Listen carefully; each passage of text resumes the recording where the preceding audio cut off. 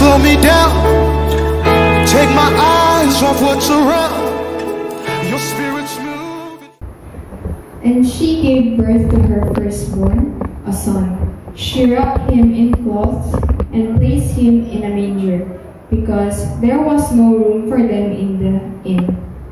Matthew chapter 2 verse 1. After Jesus was born in Bethlehem, in Judea, during the time of King Herod, Magi from the east came to Jerusalem and asked, "Where is the one who has been born King of the Jews? We saw his star in the east and have come to worship him." Romans chapter 12 verse 1. Therefore, I urge you, brothers, in view of God's mercy, to offer your bodies as living sacrifices, holy and pleasing to God. This is your spiritual act of worship. Amen. Now let us open our heart, mind, and soul to listen to our sermon that will be delivered to us by Reverend Jim Michin, entitled Preparing Room for the King.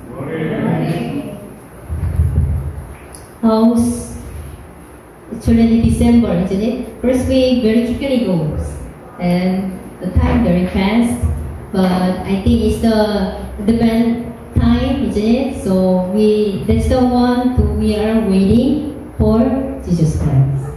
So let's think about how we will prepare for ourselves to accept as our Jesus Christ. So this is the one we are beginning the month of December, isn't it? First week, in our heart, naturally turn toward Christmas. Isn't it? Me too. I was checking what the Christmas with our church members, with Pastor Park, and with family, how was thinking. But we decorate. It's the light put by Lebron Park. Nice. I think so. He just suddenly decorate, and we prepare gifts. So I was thinking, what is the best gift for? Is the one year already, isn't it? So someone had perfectly attend a year. Someone attend 3 months. And Christmas, what is the best gift for them? For Jesus Christ, isn't it?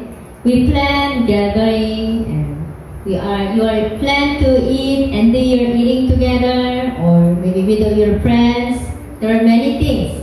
Maybe you have planned in December. Anyway, you have also vacation, but more important than all this tradition is preparing our hearts for Jesus Christ. That's the one too. That's the main focus. The true King who came to save us.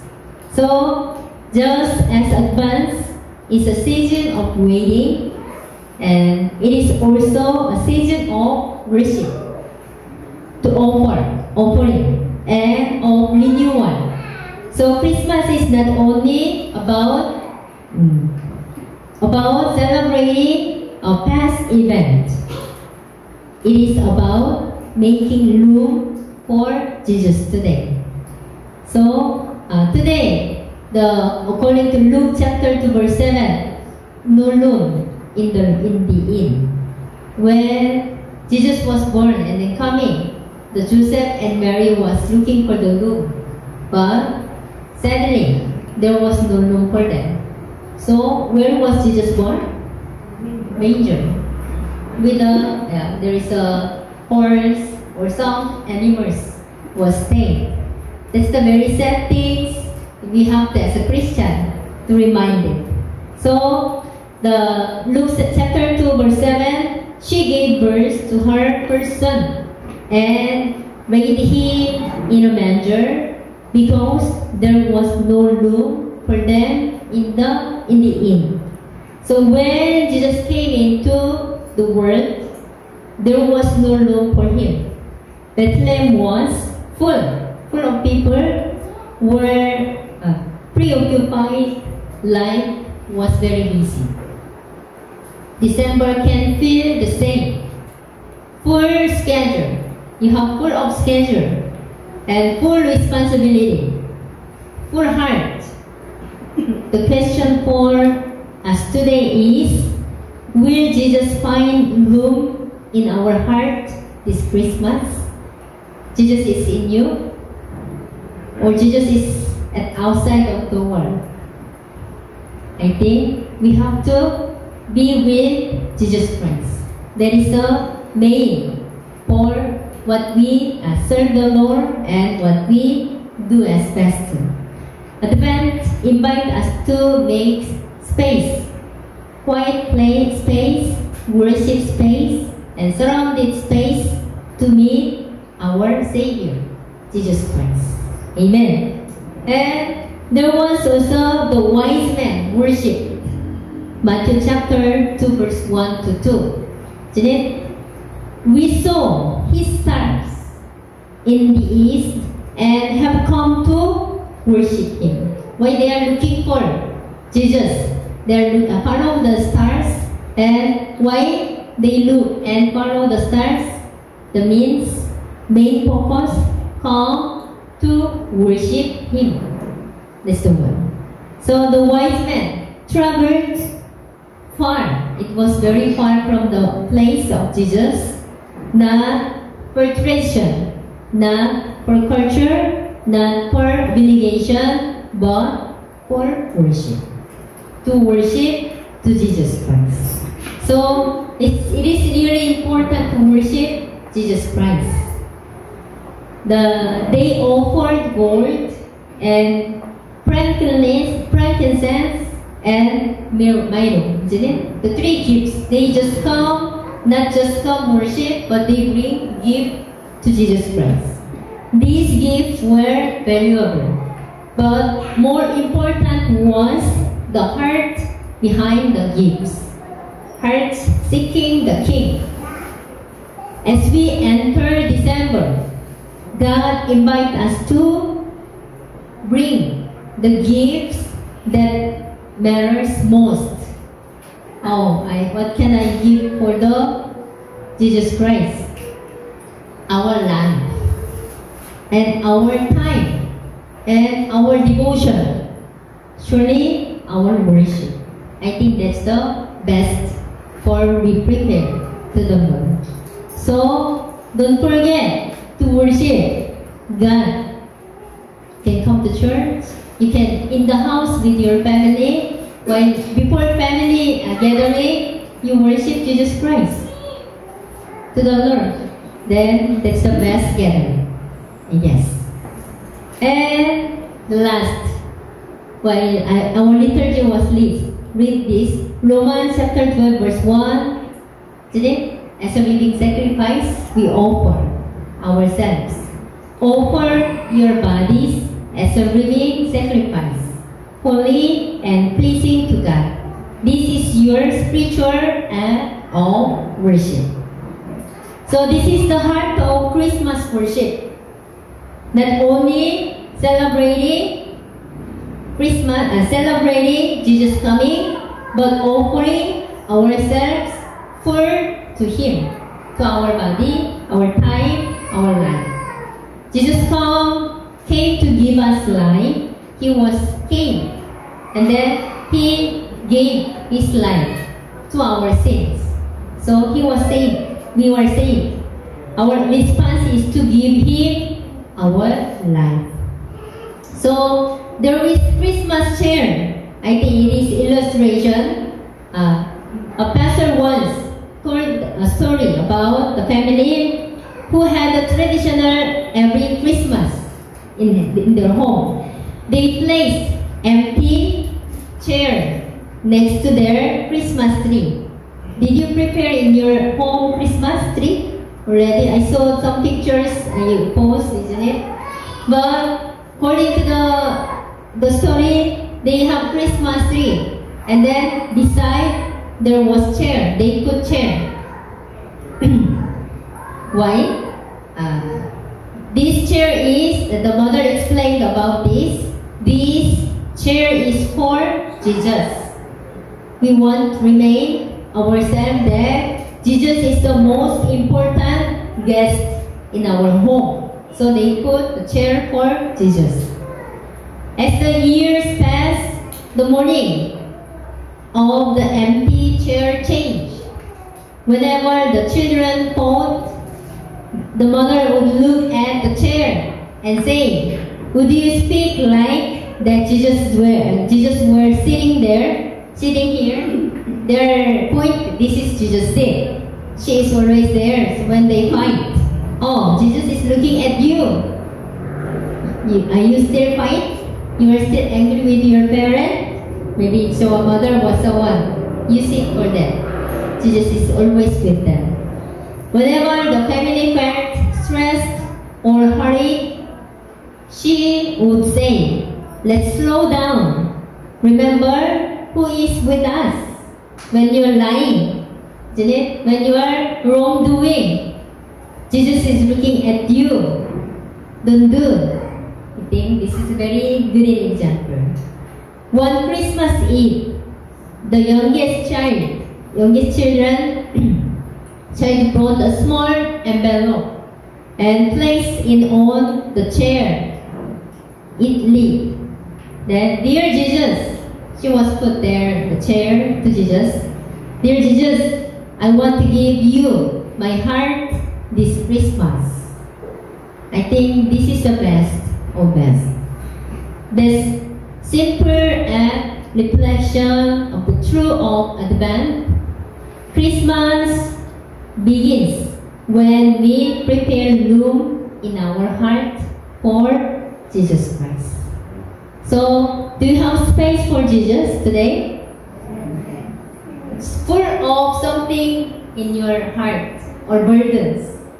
Just put Jesus first.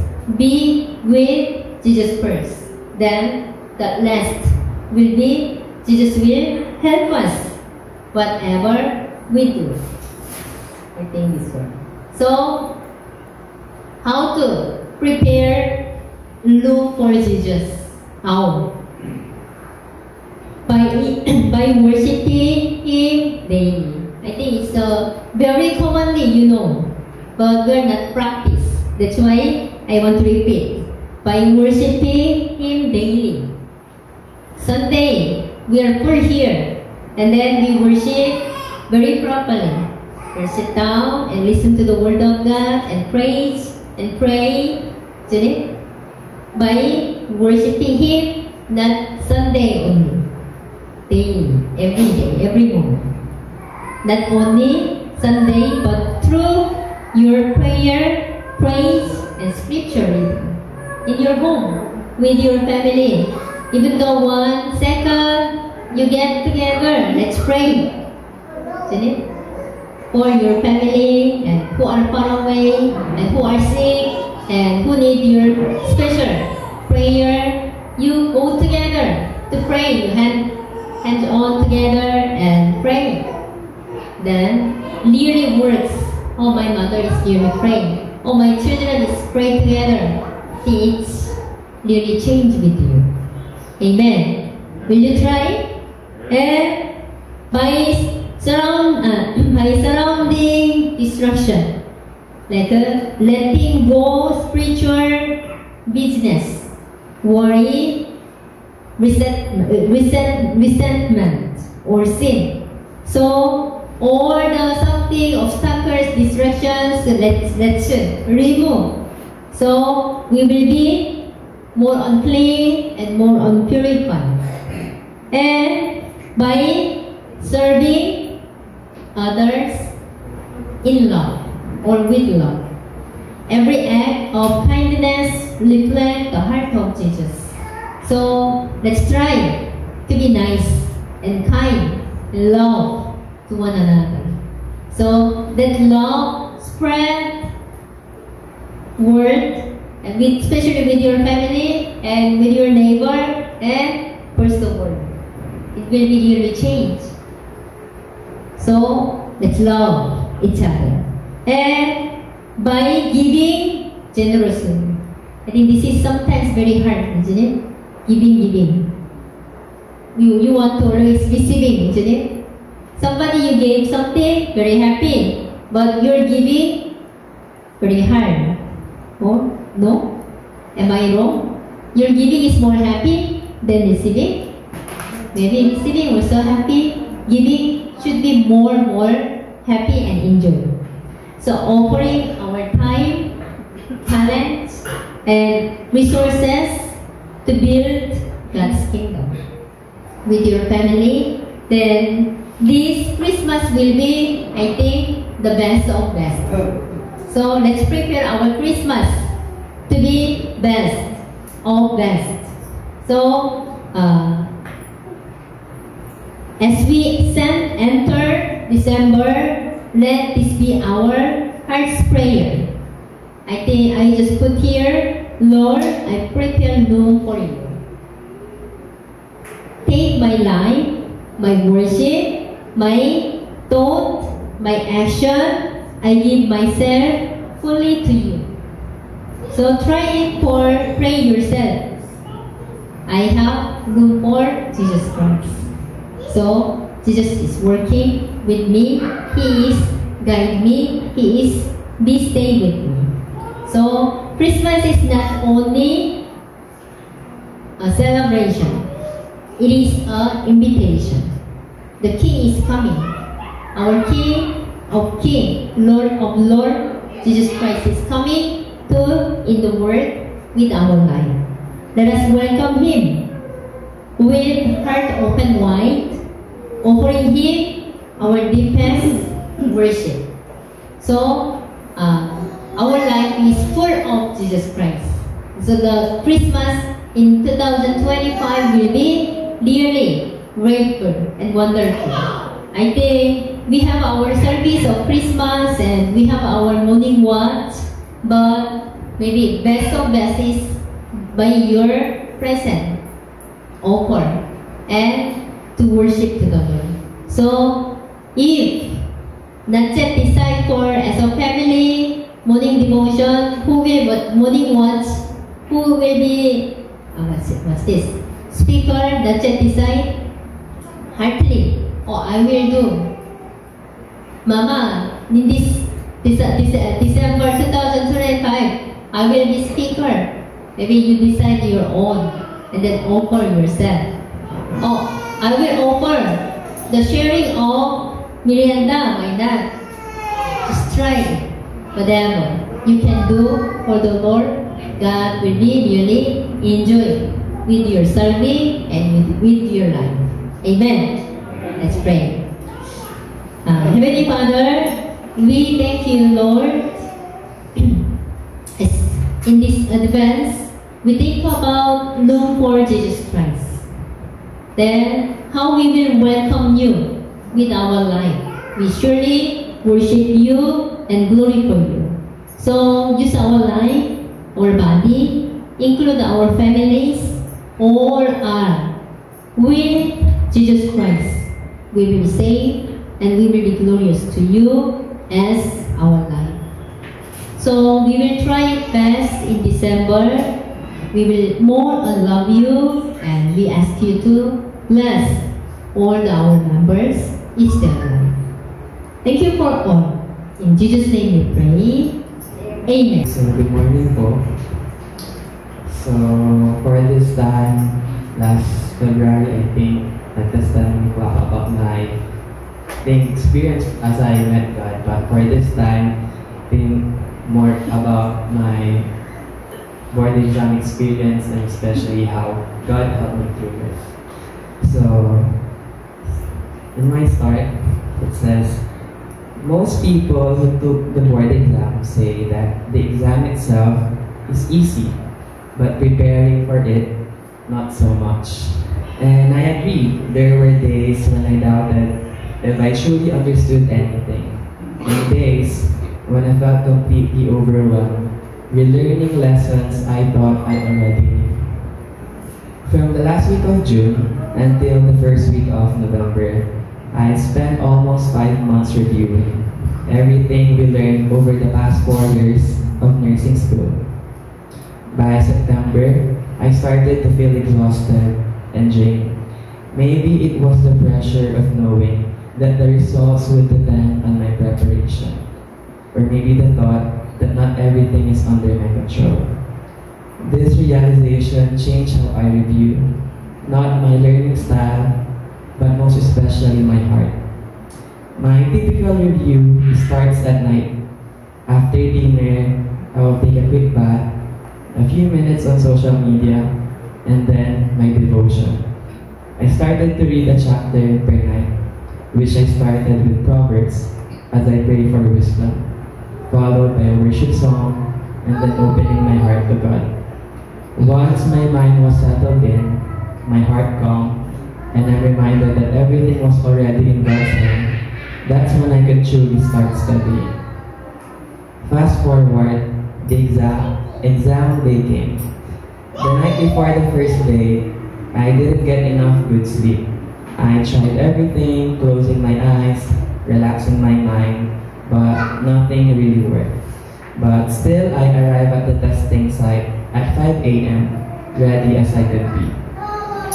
When the exam began, I found the questions manageable, some easy, some difficult, but the first question though made me really think.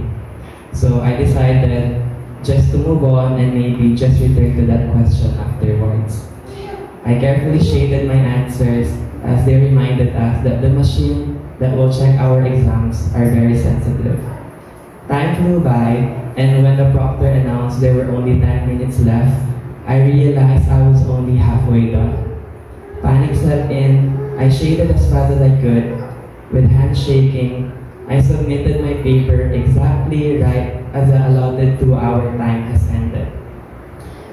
As I returned to my seat, somehow relieved that I finished it until the last second, then I realized I had left the first question of the first part unshaded. I mean, it's just one question, right? But for you to understand this, for 4 years of nursing school and even our 5-month review, we were reminded that skipping a question could possibly invalidate the rest of our answers. So I immediately approached the proctor multiple times, trying to explain and ask for maybe if I still can correct.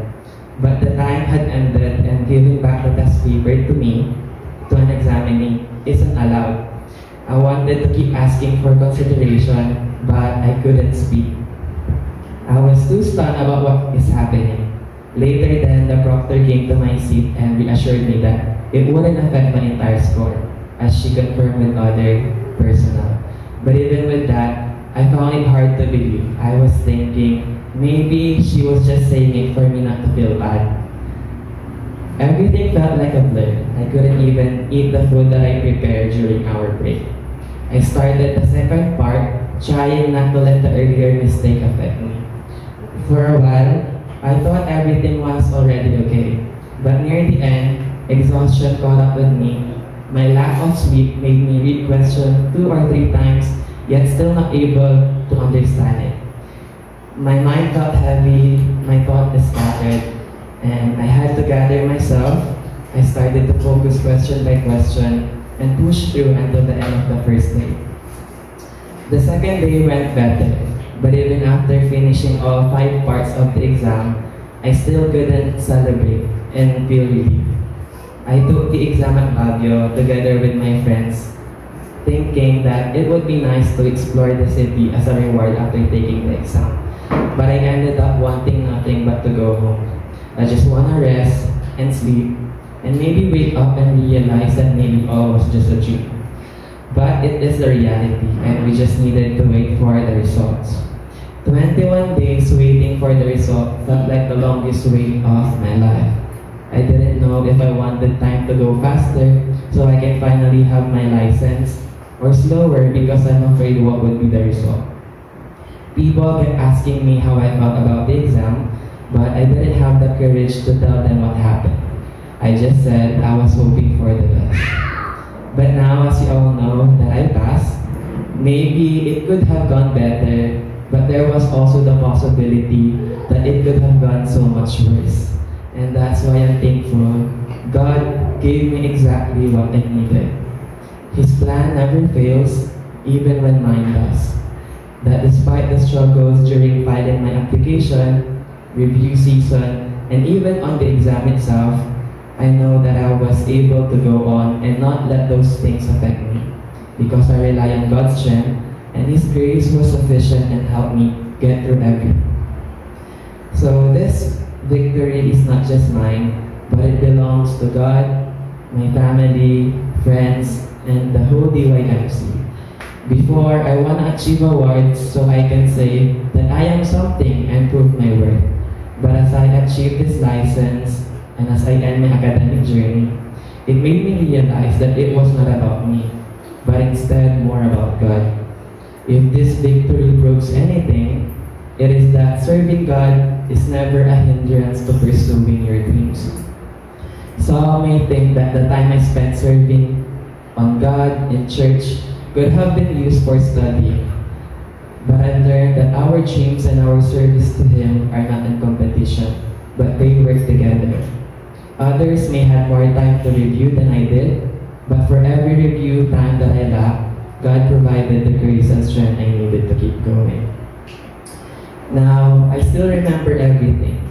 The sleepless nights, the doubt, that one specific question that I left unshaded, the panic, the fear of failing, of disappointing, the feeling that everything feels like is falling apart. But if there's anything that I hope you take with you from today, from this testimony, from my experience is this. One day, you will look back and smile because you will realize one thing. Nothing was falling apart. It was all falling into place. All of it was part of God's plan, perfectly in place.